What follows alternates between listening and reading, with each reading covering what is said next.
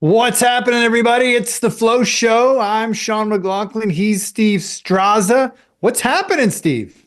Dude, it's a great day in the market. Getting a call here. It's a great day in the market. I think what risk asset bulls have been waiting for, Sean, for months now, is for the dollar to roll over, fall back into the box, and then we get, a strong bid across the board, some nice breadth expansion. We start talking more and more about international stocks. We've already been talking about China. The cryptos will be back on trend. The dollar, since yesterday morning, has fallen from about 110 to 108. That's a massive move. And if you look around in the world of currencies, you're just getting, these massive candles from yesterday and some big follow through. So that's the euro. This chart of Canadian dollars is probably my favorite right now. Look at yesterday's candle. When you zoom out here, it's, right smack down to a logical level at these former lows, and then we're rocketing higher. I think the dollar is about to get slammed, Sean, back into the box, right? You would draw it like this. The dollar falls back into its old range. The question I think investors and traders should be asking themselves today is what goes up the most if we're in an environment where the dollar's going down. All right, so we were talking about that before we went live, and I am probably like a lot of our viewers, and I'm not an economics major. So explain to me why a bearish dollar is good for stocks. First of all, it's directly linked to the performance of international funds. In other words, if you buy something like VGK, Vanguard Europe, you're buying euros, right, to buy equities on their exchanges. So you're not just making a bet on the GlaxoSmithKlines and all these European equities that are going to be in a fund like this, but you're also making a bet directly on the euro, right? And you're selling dollars to do that. So internationally, it's a lot more clear. But the reason why most U.S. stocks or a lot of U.S. stocks do well when the dollar is falling is because they're making sales overseas in many cases, and then they translate those foreign dollar sales back to U.S. dollars, and they get a more favorable exchange rate. Okay, all right. So if the dollar falls, we view that as bullish for stocks, yes? Hell yeah. Bullish for Hell yeah. stocks, cryptos, commodities. That becomes one of those buy everything Yeah. environments. And speaking of one of those buy everything moments, as you were talking, I looked at the both the QQQ chart Mhm. and the S&P chart, daily charts. Mhm. And if I was, I don't know, in Alaska for the past 4 days, not paying any attention to the news, and I looked at where the S&P and the Qs are right now relative to where they closed on Friday, I would think nothing's very exciting happening in the world. We are slightly above where we closed on Friday. Great point. Meanwhile, Sunday, for those of us who were here and tuned into things, I mean, it was maybe the noisiest Sunday I can remember on the old Twitter or whatever we're calling it these days. And I mean, we joked on the morning show. You guys joked the other day about how both my wife and JC's dad are all texting, coming up with harebrained, crazy ideas about how the market's going to crash, and we need to be positioning for that way. And when we're getting those kind of calls from people that aren't involved in the markets in any way, you want to take the other side of that bet. And I mean, I feel like this weekend in the beginning of this week is just a classic example of that. And also from a technical standpoint, you're talking about, the sell-off that was really kind of isolated to yesterday morning at this point, but that Yeah. creates a really nice shake dynamic. You get these little shakeout moves, right? And then when you get a little shake to the downside, a little whipsaw higher, those are some of the best entries for traders. And now those wicks here, let me just show what I'm talking about. Whether it's something like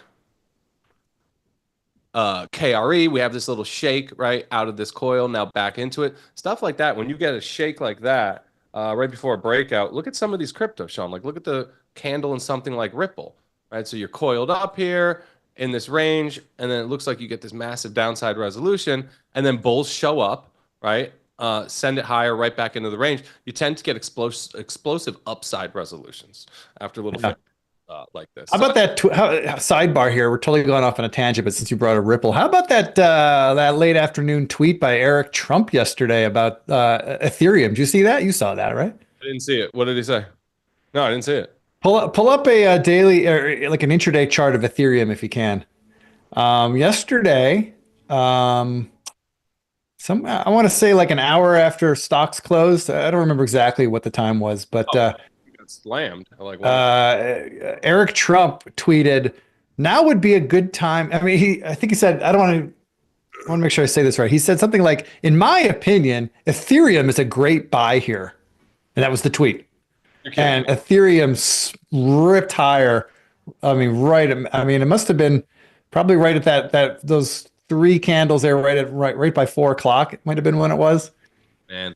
Actually, when I look at it in those terms, it's not as exciting. I don't know if you're able to drill into like a 5 minute chart, but You know, these Trumps really love their cryptos, don't they? Yeah, look, yeah, first of all, it got creamed with everything else. yeah, That's today. Was this it, Sean? This was it.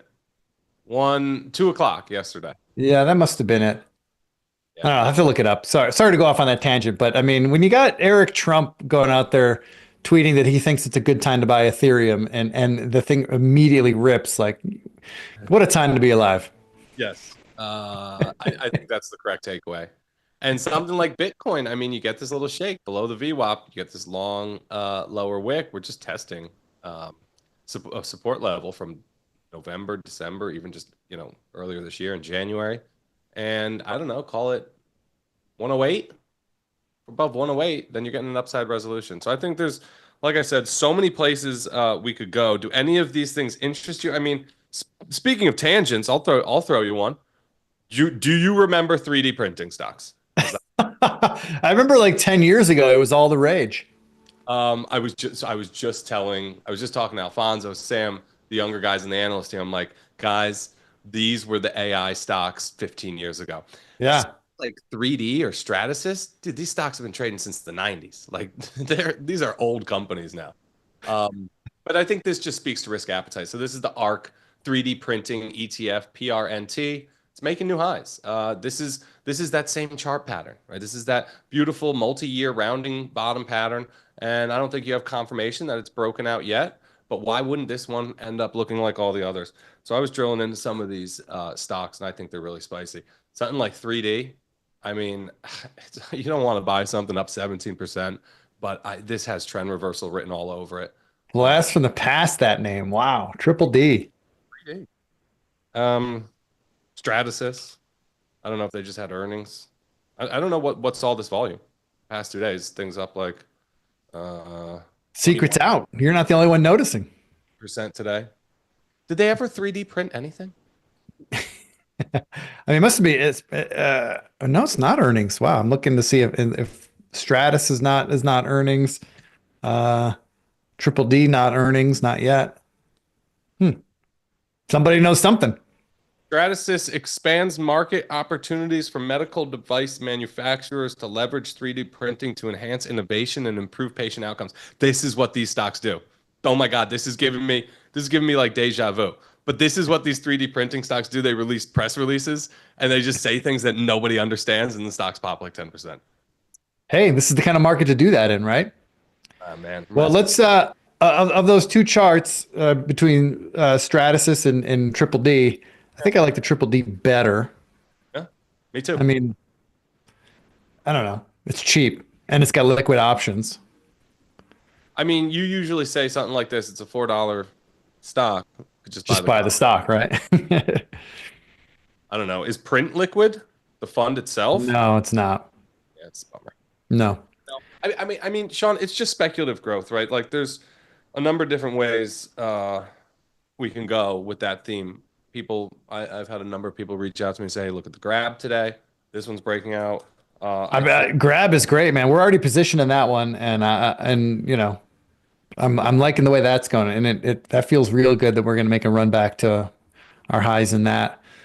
uh, coupon. You like China, so let's talk about some more China names because Grab is the only, and that's not technically China, that's Southeast Asia, but We're gonna Grab move. and FXI are the only positions I have in that corner of the world. I would like more. I would like more.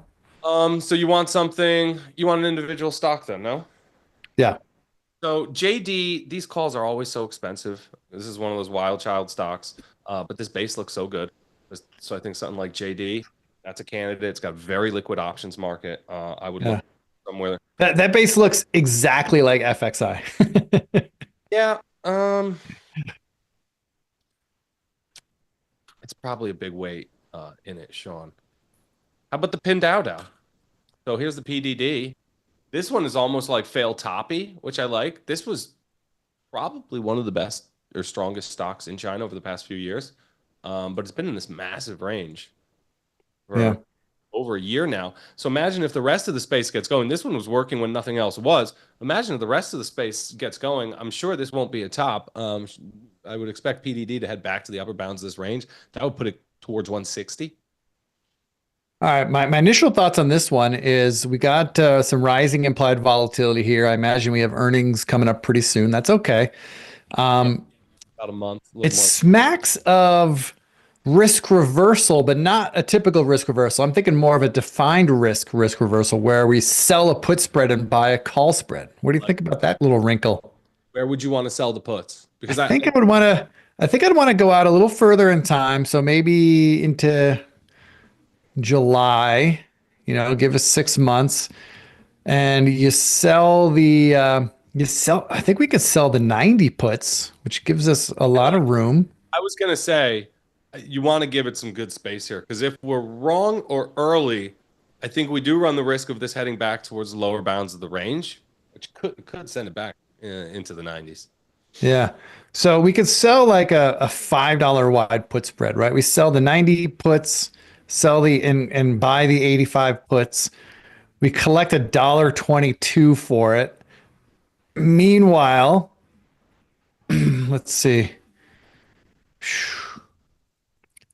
I mean, look, this is maybe we're just being too cute, but meanwhile, you could buy the 120, 125 call spread for a buck 78. So all out, it's going to cost you what, 50 cents, 45 cents to put this trade on, which means your max risk is the $5 the put spread could be worth plus whatever you paid today. So your max risk is 550. The most you can make is $5. I don't know. Maybe that's not I so. like the idea of the risk reversal because you think it's gonna hold and start working higher here, or do you like the idea of the risk reversal more because you want to finance the calls because they are pretty expensive? It's more because I want to finance the calls. I guess another way of playing it would be just buy a call vertical spread because there is probably some juicy call premium. Let me just do a back of the envelope math here. So let's look $20 away just to compare. $20 away on the calls and 20 would be the 145 strike. No, sorry, it'd be the 135 strike. And $20 away on the downside would be what, the 85 strike puts? No, the 95. So the puts are so $20 away in July, 95 is right at these pivot lows too. right? So 95 puts in July will cost me, if I pay the offer, 625. The calls that are an equal distance away would cost me 980. So what does that mean? Obviously, the calls are significantly more expensive. What that means is there's more premium on the upside calls than there is in the downside puts. So that lends itself, at least the way I think about it, is I'm going to get paid to sell some out of the money calls. So maybe what we do is we do a vertical spread where we buy. Let me see. Let me pull up that chart again. I don't know. I like buying the 120 calls and then maybe selling. Selling the 150s, I think. That would give us it costs us 790. Let's Uh, call it $8 just for easy numbers. $8 for the potential to, make the most that spread could be worth is 30. Yeah. So, Sean, you this know, thing could rip though. What if this rips towards 150? well, if it rips to 150, then we're going to get the full value of the spread, right? We're going to get $30 for it, which we paid $8 for it. So we're going to get more than 3x our money. I mean, here's the thing. If PDD Yeah. kind of hangs around here, it doesn't do a whole lot, especially if we ride through earnings and it doesn't follow through, but it doesn't fall off either. Mhm. What's going to happen is I would bet that a lot of premium is going to come out of those short 150 calls that we'd be short. And we might find ourselves in a situation where we're making money even on a small move higher following earnings. And obviously, if we get the big move, then we get a bigger return. Calls are super expensive. Yeah. So, I mean, I like that trade because it's defined risk, of course, right? I mean, anytime you're dealing with China, you want to have defined risk. um, we have a level nearby. I mean, you could argue it's either 90 or 95. Yeah, and Certainly in that area, we've got support. I think it could hold there. I, I love Um, today's candle. I love today's candle. I think if a big move is coming, it's starting right now. yeah. No, I like this trade. I like this trade. It gives us that little bit of more a beta action in China versus some of the other names. Like I said, I had the FXI, and I got Grab, which is not a pure China play. But this would No, give me a little bit more of that, a little bit more of that alpha. And if we do get the follow through, and you know, I liked what you guys were saying on the morning show this morning. You guys are talking about how like there's a bid in these China stocks, and you know, it's not like these China stocks aren't screaming, but there's been a bid, and there's been a bid in an awful news environment, right? Where like everyone's afraid of tariffs and Trump and this and that and the other thing, and there's a they're bid. going up every day, Sean, like slowly and steadily. As the headlines that are coming out about this trade war stuff is just absolutely insane. So Right. it's one of those situations where they're climbing that wall of worry, and I'm like, wait, what else could you throw at China at this point? How much more can you beat up these stocks? Right. And if we get any kind of headline, which, you know, it could happen in the next hour, that just like with Mexico and Canada, Trump decides to dial back the tariffs on China, these things are mooning, right? He- That is the point. That's the big thing that gets missed in a time like this, right? The great thing about a trade war as a market participant or a stock market bull is that they have to end eventually. So now that's just a future catalyst, right? Or future tailwind when they make a deal or they end these silly trade wars, then we get a pop in the stock. And you saw it yesterday with Well, that. it's similar, you know, we talk about volatility, like implied volatility in options and how it mean reverts. And this is a similar concept, right? Like you're talking about whatever the tariff news is, good or bad, we're gonna adjust to it, just like implied volatility. Implied volatility spikes because everyone's afraid of something, right? They're either afraid of a pending earnings release or some bad news just hit the tape or a CFO resigned out of nowhere, whatever. That's scary, and people bid up options for that. But then we as humans, it's just normal for us to just adapt to the new normal. Whatever that scary thing is today, a month from now or a year from now, it's not going to be scary anymore. It's just normal, and we adjust. And so the premiums come out. Same thing with this tariff nonsense. We're all going to be talking about something else a month from now. And you know, it's assuming the worst case hasn't happened to China, which I think is already being priced in. Yeah. The move is higher. And how quickly people forget. I mean, we went through this 8 years ago. We did. Yeah. All the tariffs and the crazy stuff. I think Canada, same thing as Yeah. China today. All right. Canada, sentiment's terrible. Like you said, Sean, 2 weeks from now, nobody's going to be talking about some sort of trade war with Canada. Everything's going to go back to normal. And you look at these charts, whether it's the CAD digging in here, rocketing higher, or just even something like EWC, MSCI Canada Fund. This is perfect. You zoom out on a chart like this, look at this monster base. So again, you got this nasty narrative, this trade war rhetoric, and then when you look at the chart, I just think these are just beautiful buying opportunities. Whether it's China, whether it's Canada, anybody who's affected by any of this trade war tariff news, I think 2025 is the year where we look back and we say, "Hey, international stocks were better than U.S. stocks." Finally, I think that's where I see Dawson in the chat says, I don't remember breakfast yesterday. You want me to remember 2016 trade wars? I see you, Dawson. Good job. All right. So look, I like this PDD, this Pinduo Duo. Is that even, it's not even called that anymore. It's called PDD Holdings. Yeah, they took away that fun name because nobody could say it, so they just made Right. it. I'm butchering it. So yeah. Okay. All right. Look, I like the July 120, 150 call spread. Paying $8 for it feels like a good price. And as soon as all the headlines wears away and everyone looks back and says, hey, China survived that pretty well. Boom. The next move is higher.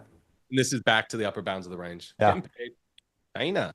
All right. I like it. Hey, look at that. We were all over the place here today, all over the place, but we landed in maybe what some might think the unlikeliest place. But here we are. A lot of tangents. A lot to talk about. A lot of tangents. A lot All of right. That's it, man. That's it for the Flow Show, everybody. Thanks for tuning in. He's Steve Straza. I'm Sean McLaughlin. See you on the morning show tomorrow. Until then, take care. Thanks for joining, everybody.